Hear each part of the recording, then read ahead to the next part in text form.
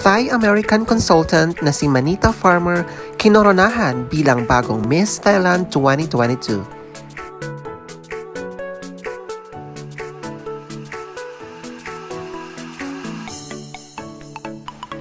Samantala, panoorin natin ang kanyang evening gown and swimsuit performance. นิตา มานิตา ดวงธรรมฝ่ามือ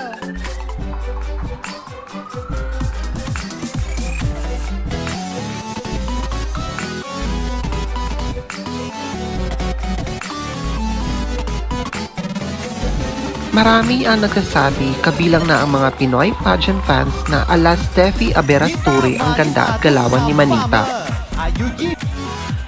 Anong sa inyo mga ka-pageant trend?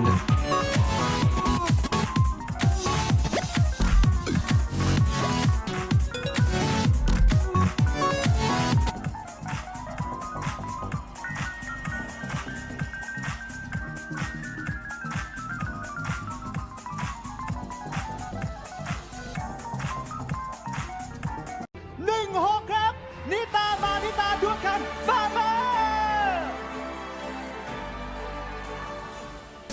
According to the organization, Manita will serve as a cultural ambassador of the organization, focusing on cultural and Thai diplomacy, T-pop, and Thai gastronomy.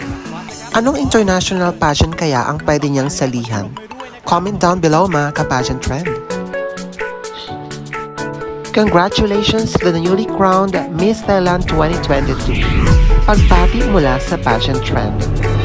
Kung bago ka pa lamang sa aming channel, huwag kalimutang mag-subscribe. Maraming salamat sa panonood.